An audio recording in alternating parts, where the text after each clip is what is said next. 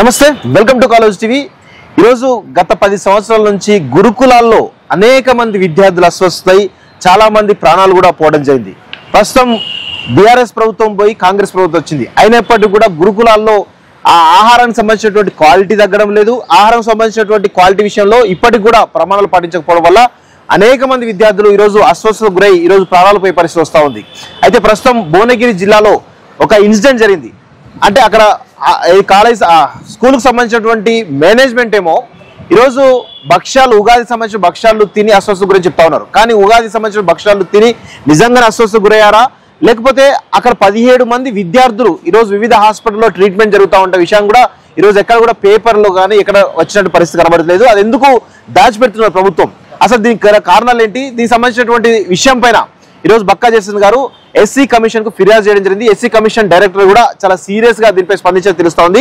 Immediate గా ఆయన అక్కడికి వెళ్లి కూడా పెద్ద ఎత్తున సోదాలు చేసే అవకాశం ఉన్నట్టు తెలుస్తోంది. అసలు వీరు ఆ ఎస్సీ కమిషన్ ఫిర్యాదు చేయడం వెనకాల అసలు కారణాలు ఏంటి, అసలు అక్కడ ఏం జరుగుతుంది, భువనగిరి సంబంధించినటువంటి సోషల్ వెల్ఫేర్ హాస్పిటల్లో నిజంగానే విద్యార్థులు అన్నం ప్రమాణాలు సరిగ్గా పాటించకపోవడం వల్ల ఏమైనా ఇబ్బందులు అయినా లేకపోతే ఉగాది భక్ష్యాల వల్ల అయినా అనేది మరి బక్కా జయసింగ్ గారి మాటలో తెలుసుకునే ప్రయత్నిద్దాం. అన్న నమస్తే. నమస్తే. ఈ ఎస్సీ కమిషన్ కి మీరు ఈ భువనగిరి సోషల్ వెల్ఫేర్ హాస్పిటల్ సంబంధించిన 17 మంది విద్యార్థుల అంశాలకు సంబంధించి ఎస్సీ కమిషన్ ఫిర్యాదు చేయడం జరిగింది. ఇప్పుడు అక్కడే ఉన్నాం మనం. సో ఎందుకు ఫిర్యాదు చేయడం జరిగింది అంటే వాళ్ళేమో భక్ష్యాలు స్కూల్ సంబంధించినటువంటి అధికారులేమో భక్ష్యాలు ఉగాది సంబంధించిన భక్ష్యాలు తినని చెప్పి అంటా ఉన్నారు. అది విద్యార్థుల నిర్లక్ష్యం చెప్తా ఉన్నారు. మీరేమో ఎస్సీ కమిషన్ రిపోర్ట్ చేయడం జరిగింది. అసలు ఏం జరిగింది అసలు ఓవరాల్ గా ఈ రోజు నేను దాదాపు నల్గొండల అంటే ఎమ్మెల్సీ ప్రచారంలో చాలా సోషల్ కాలేజ్ స్కూల్స్ తిరిగిన. అవును. అయితే అందులో వాళ్ళు మెయింటైన్ చేసే దానికంటే అందులో ఫుల్ టైమ్ వార్డన్ గానీ హాస్టల్ చూసేది వీళ్ళ మీదనే భారం వేస్తారు. 24 hours డ్యూటీ వాళ్ళకి పెట్టిండ్రు. అవును. 24 hours డ్యూటీ వాళ్ళకు ఉన్నారు. ప్లస్ వాళ్ళే మళ్ళీ క్లాసులు చెప్పాలి. అవును. మళ్ళీ వాళ్ళపైన విజిలెన్స్ రైడ్లు అవుతాయి. ఇలా బియ్యం ఎత్తుకపోయినా ఏమన్నా తక్కువ పడితే. అవును. అంటే చాలా భయంకరంగా ఉన్నది, దారుణంగా ఉన్నది. ఇంకోటి ఏంటంటే ఇయాటి వరకు ఆ పాత మెస్ ఛార్జీలే నడుతున్నారు, కొత్త నడుపుతలేదు. దీని వల్ల బయటకెళ్ళి సప్లై చేసేటోళ్ళు ఎవరైతే నాణ్యతలే ఉన్నాయి. డ్యూటీ చేంజ్ చేసేటప్పుడు వాళ్ళు తెల్లారి వేళ ఇంకోళ్ళు వాళ్ళని తీసుకుంటారు కదా, వాళ్ళకి ఇంట్లో అనుభవం ఉండదు. ఈ వంటలల్లో ఇవన్నీ వాళ్ళకి ఏం అనుభవం ఉంటుంది, చదువు చెప్పుట్లో బీడీ చేసిందా, వంటల క్యాటరింగ్ చేయలే కదా టీచర్లు, కాబట్టి వాళ్ళకు ఇది ఉంటది. అయితే ఇందులో అన్నిటిలో దాదాపు అంతటా ఇవి జరుగుతున్నాయి. ఎందుకంటే వాటి చార్జెస్ పెంచలేరు, మెస్ చార్జెస్ పెంచలేరు, వాళ్ళకు పాత చార్జెస్ ఉన్నారు, సప్లై చేసుకోవడానికి పైసలు ఇస్తలేరు. ఇవన్నిటితో ఏమన్నా అంటే ఫుడ్ నేను అనుకుంటా పాత ఉండి వాళ్ళు అట్నే సర్వ్ చేస్తారు, ఇది చేస్తారు. దీని మీద ఈ శాఖ సోషల్ వెల్ఫేర్ మంత్రి ముఖ్యమంత్రి గారి దగ్గర పెట్టుకున్నారు. నా దగ్గరనే ఉండాలని ఆయన దగ్గర పెట్టుకున్నారు. దీని మీద నువ్వు రివ్యూ మీటింగ్ పెట్టాలి కదా. అన్నిటి మీద పెడతలేరు, కొన్నిటి మీదనే పెడుతున్నారు. వాళ్ళకి ఏదో అవసరమో అది రెవెన్యూ, ధరణి, ఆ భూములు ఎన్నైతే జర పైసలు వస్తాయో అలా పెడుతుండ్రు.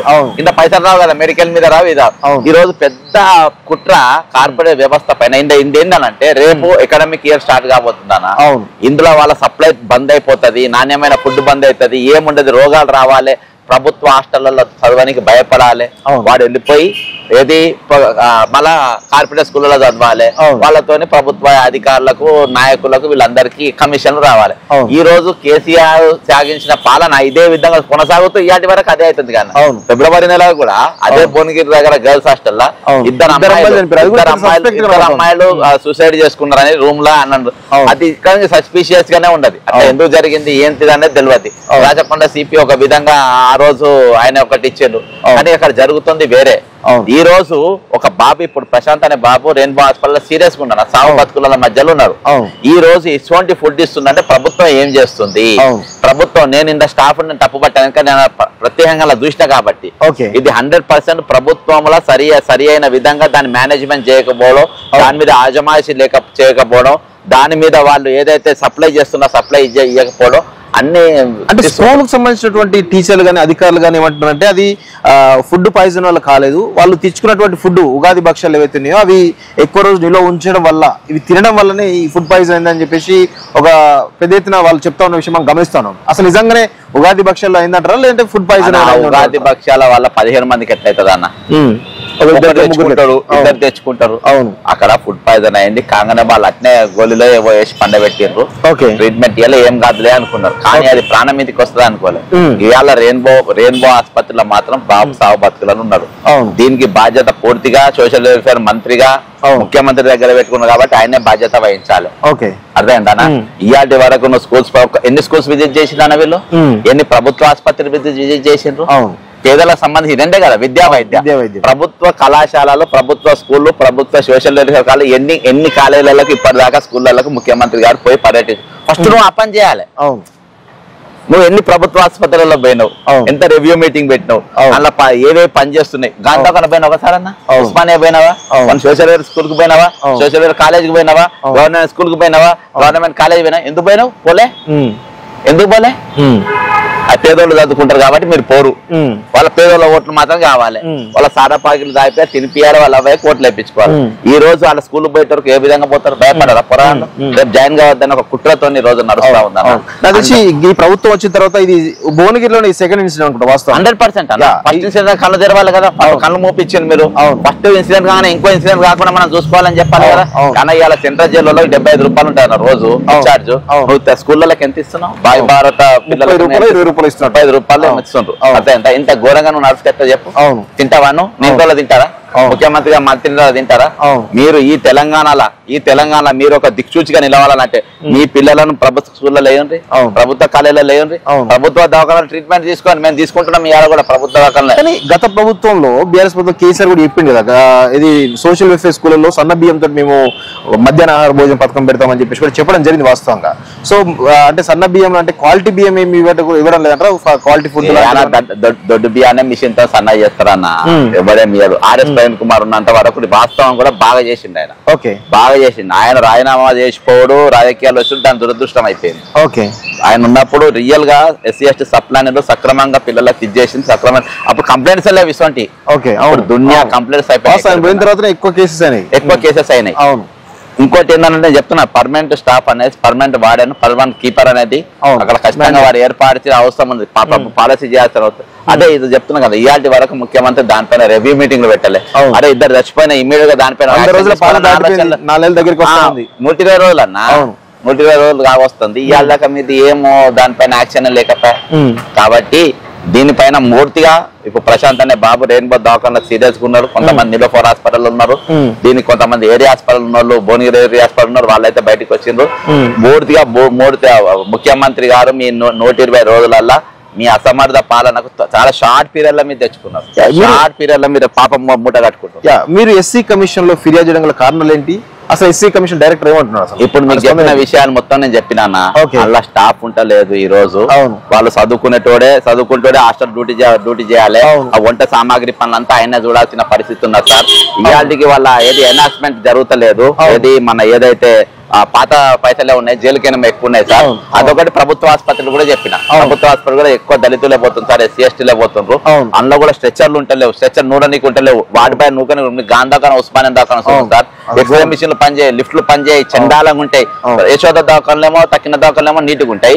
మేము పన్ను కట్టేటోళ్ళ దవాఖానలు మేము ఓనర్స్ దవాఖానలకు, మా దవాఖానలేమో గట్టుంటాయా సార్? మీరు రెండింటిపైన యాక్షన్ తీసుకోవాలంటే ఖచ్చితంగా అవి రెండు కూడా పర్యటించే ఆలోచనలో వాళ్ళు ఉన్నారు. చాలా సీరియస్ గా తీసుకుంటే వాళ్ళు నోటీసులు పంపుతున్నారు. ఇప్పుడు 17 మంది విద్యార్థులు అస్వస్థకు గురని చెప్పేసి మనకు కథనాలు కూడా చూసినాం, కొన్ని పేపర్ కట్టించిన మనం చూసినాం కదా. ఈ 17 మంది విద్యార్థుల పరిస్థితి ఒకరు సీరియస్ అని చెప్పి పరిస్థితి ఉంది. అలా నలుగురు సీరియస్ ఉండే, నలుగురిని ప్రైవేట్, ముగ్గురిని ప్రైవేట్, ఇంకొకరు ముగ్గురు అందరు కూడా డిశ్చార్జ్ అయ్యారు. దాదాపు సేఫ్ గానీ ప్రశాంత్ అనే ఆయన మాత్రం చావు బతుకులలో. ఎందుకు ఈ న్యూస్ పెద్ద పబ్లిక్ లో చర్చ కావట్లేదు? కదన్నా, పేదలేదు కదన్నా, ఓటర్లేదు కదా, వాడు ఒట్టి ఓటరే కదా. ఒకటే రోజు పని, 5 ఏళ్ళకి ఒక రోజు పని.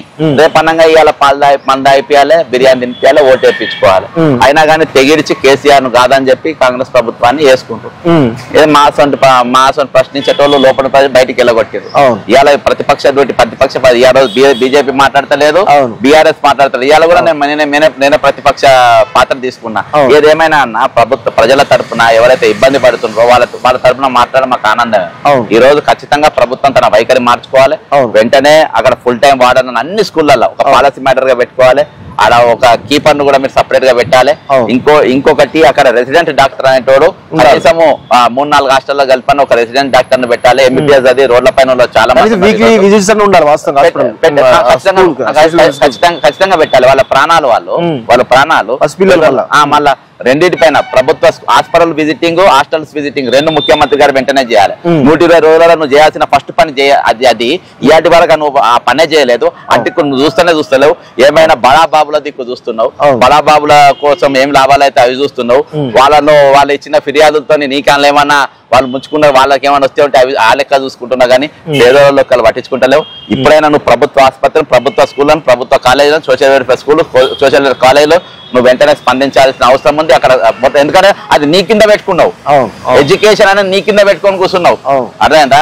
వేరే వాళ్ళు ఎవరు మరి అందులో ఏమున్నదో ఎవరికి అందకుండా నువ్వు చేయగలుగుతాను ఎవరికైనా మాట ఇచ్చినా ఏందో కానీ ఇవాళ పూర్తిగా నువ్వు ఇద్దరు చచ్చిపోయినారు, ఇవాళ ఒకటి సాగుబతులు ఉన్నారు. ఈ మరణాలన్నిటికీ ముఖ్యమంత్రి బాధ్యత. సో ఇది మొత్తానికైతే బక్కా జయచంద్ గారు ఎస్సీ కమిషన్ లో సోషల్ వెల్ఫేర్ హాస్టల్లో భువనగిరి జరిగినటువంటి ఏదైతే కలుషిత ఆహారం తీసుకుని విద్యార్థులు ఎవరైతే ఈరోజు ట్రీట్మెంట్ పొందుతా ఉన్నారో అందులో ఒక పరిస్థితి విషమంగా ఉందని చెప్పి తెలుస్తా ఉంది. దీనికి సంబంధించినటువంటి విషయం ఈరోజు ఎస్సీ కమిషన్ దృష్టి తీసుకోవడం జరిగింది. వారు కూడా చాలా సీరియస్ గా ఉన్నట్టు తెలుస్తా ఉంది. సో చూద్దాం మరి ఈ యొక్క ఘటనలతోనైనా కానీ రేవంత్ రెడ్డి గారు తేరుకొని విద్యా రంగం పైన కానీ వైద్య రంగం పైన సమీక్షలు చేసి ఆయా రంగాలు మొత్తంగా ఈరోజు ప్రక్షాళన చేసే దిశగా మరి వారి ఆలోచనలు ఉంటాయా లేవనేది చూడాల్సిన అవసరం ఉంది. మరి ఎస్సీ కమిషన్ కూడా దీనిపైన చాలా సీరియస్ గా యాక్షన్ తీసుకుంటే కనుక ప్రభుత్వం కూడా కొంచెం పరిగెత్తే అవకాశం కనబడతా ఉంటుంది వాస్తవంగా. సో ఆ దిశగా మరి ఎస్సీ కమిషన్ కూడా చర్యలు నోటీసులు వస్తే వాళ్ళు ఫెయిల్ అయినట్టే. ఎస్సీ కమిషన్ నీకు నోటీస్ కానీ నీ ముట్టకాయలు కొట్టినావంటే మీ దళితులకు వ్యతిరేకంగా పనిచేస్తున్నారు, దళితులకు ఇవాళకి మీ విద్యా వైద్యం ఇంకా ఇయాడికి దూరం పెట్టినని చెప్పేసి ఇవాళ ఎస్సీ కమిషన్ నోటీసు ప్రభుత్వానికి పోతుందని అంటే అది వాళ్ళ చెంపదెబ్బే. చూద్దాం మరి రేవంత్ రెడ్డి గారి స్పందన ఎలా ఉంటుంది. ఇప్పటి వరకు 120 దాటుతున్నప్పుడు కూడా విద్యారంగం పైన కానీ వైద్య రంగం పైన కనీసం ఒక సమీక్ష కూడా లేకపోవడం చాలా దురదృష్టకరం. ఎందుకంటే ఏ ప్రభుత్వం అయినా కానీ ప్రధానమైనటువంటి రంగాలు విద్యారంగం, వైద్య రంగం. మరి ఆ రెండు రంగాలను నిర్లక్ష్యం చేస్తున్నటువంటి రేవంత్ రెడ్డి సేమ్ కేసీఆర్ బాటలు నడుస్తున్నాడా లేదంటే ఇలాంటి ఘటనలతో తేరుకొని మరి వాటిపై సమీక్షలు పెట్టేసి ఏమైనా ముందుకు పోతాడనే విషయాలు కూడా చూడాల్సిన అవసరం ఉంది. చూద్దాం మరి రేవంత్ రెడ్డి గారి ఆలోచన ఎలా ఉంటుందో. ఇది మొత్తం కలిగితే బక్కా జయచంద్ గారితో ఎస్సీ కమిషన్ పైన వారు చేసిన ఫిర్యాదు ఏదైతుందో దానికి సంబంధించినటువంటి న్యూస్ చూస్తున్నామండి college TV. Thank you very much.